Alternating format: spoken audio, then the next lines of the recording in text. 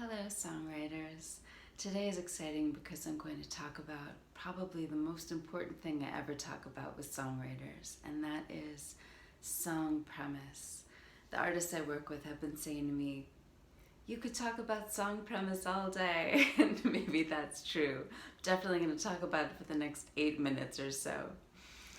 I've been talking about song premise for years, but for some reason, the past few weeks, some of the artists I work with have been asking me, what is song premise? And so I've been attempting to define it again.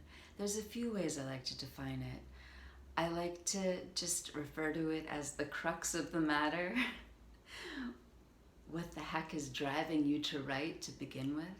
It's what's in it for you as the songwriter.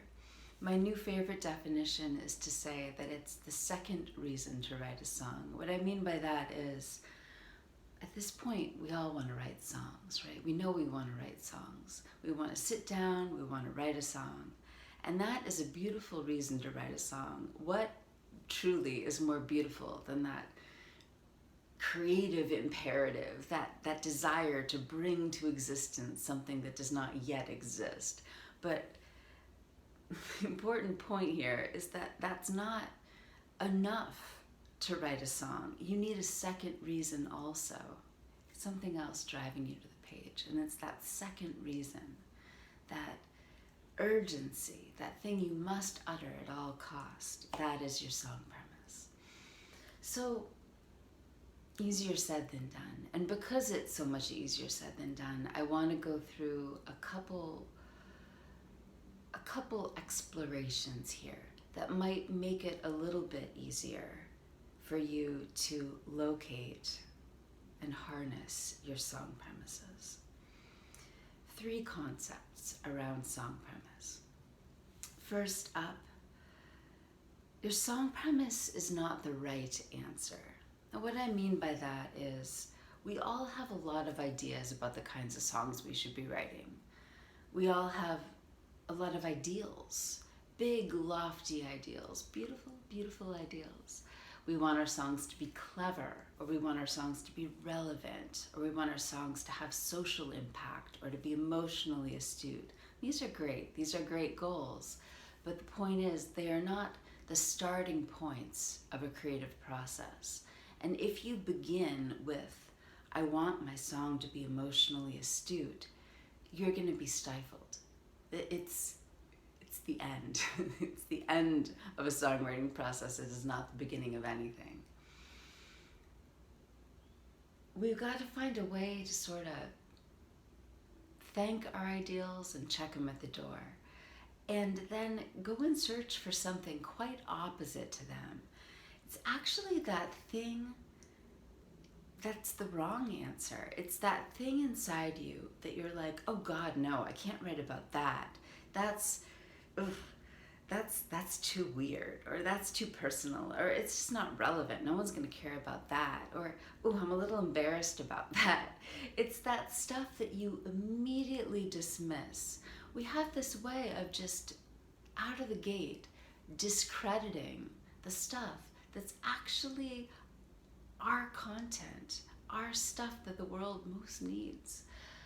So if you can find the wrong answer, if you can find that thing inside yourself that you immediately discredit, honestly, you're on the right track. That's the stuff. I can't even tell you why. I can't tell you why that's true. I just have noticed that it's true. And it turns out that that thing isn't actually embarrassing, and it isn't actually irrelevant. We just somehow think of it that way. I don't know why. Again, I don't know why. But the great irony is that if you grant yourself that thing, if you write that song, you know, that thing that annoyed you today, or that thing that really excited you today, or that thing that really turned your head, the thing that really moved you, if you grant yourself that little particular quirky thing, then that's going to be the song that ends up being clever, or ends up being emotionally astute, or ends up being socially relevant. It's the thing that's going to end you at your ideals. You just have to find a way to grant yourself the permission to start at the beginning. Okay, second up. It's my favorite thing to say about a song premise. It is the small true thing. I stand behind that. But I think a lot of people have been misunderstanding me. A lot of people have been taking me a little bit too literally, and they think I'm talking about a tangible thing. I'm not. For example, I had a songwriter who thought that a good small true thing was kicking the tires in the morning to check the air pressure. It's a cool image, and it's definitely it's a beautiful image to put in a song, but it's not a song premise. When I'm talking about a small true thing with a song premise, I'm actually talking about a piece of specific abstraction. I'm talking about something I like to call a meaning reaction. So imagine you're going through your day and suddenly you're not just the person experiencing your life. You're not just the person sort of puppeting out this existence. You pop into your mind and you start to narrate it. You start to make sense of it. You know, it's not just the thing that happens. It's that moment when you become the witness to the thing. You actually, in that moment, start writing a song. You start being the artist of your life. I think we all do this. I don't think I'm mentally ill. Do let me know. I think we all do this probably 20 times a day. Someone says something and suddenly we're not just listening to what they're saying, but we're so moved by what they said that we start to tell ourselves the story of it. Oh, so-and-so said this and it reminded me of this. Or, you know, we notice the slant of light through the tree and we're not just looking through our eyes at the light anymore. We're in our meaning mind and we're saying, oh, this means it's the change of season, and that reminds me of the change of season of my life, right?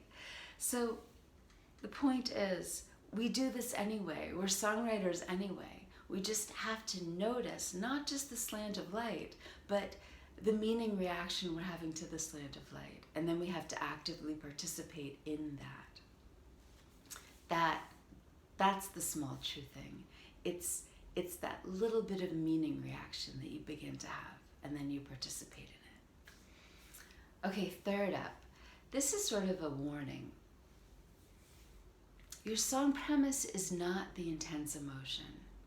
Now, en route to a song premise, I will feel at least one intense emotion. I usually have a big, intense emotion kind of right before I get to my song premise. And so I like to tell songwriters, you know, when you have that big emotional experience, you're close. It's like when someone gives you directions and they're like, yeah, when you see the gas station on your right, you know you're almost there, and then keep an eye out, it's your second left. We didn't drive 3 hours though to see that gas station and then pull into the gas station and have a picnic, right? No, it just means we're close. When I have that wash of sadness or that wash of abject joy, I'm like, oh, I'm close. And honestly, the song premise might have absolutely nothing to do with the sadness or the joy. The song premise might have emotionality that's utterly different than that, right? Your destination might have very little to do with the gas station. It just means you're close. And yeah, if you get confused and you suddenly think, oh, that must be my song premise, then you're gonna write a really unsatisfying song, because a song whose crux of the matter is abject joy, it's not a thing you can distill. It's not a thing that you can have a meaning reaction about. It's too amorphous. It's too just experiential. It's nothing you can sink your teeth into. So appreciate it for what it is. It's a landmark. And let yourself feel it. I don't think you can get to your song premise without feeling through that wash of emotion. it can almost be a barrier. It can almost be a, ooh, I don't want to go through that emotion. So I'm going to find a song premise light somewhere else. You got to be willing to sort of feel the feeling and kind of get through it, and then your song premise kind of reveals itself to you on the other side. You have to be kind of emotionally brave here in this process. Okay, so those are the 3 main points. It's not the right answer. It's the wrong answer. It's the small truth thing, by which I mean it's specific abstraction, and it's not the emotion itself. But boy, is the emotion a really great landmark en route to your song premise. So I hope that's all helpful. I wish you much happiness en route to your song premises, and please let me know how it goes.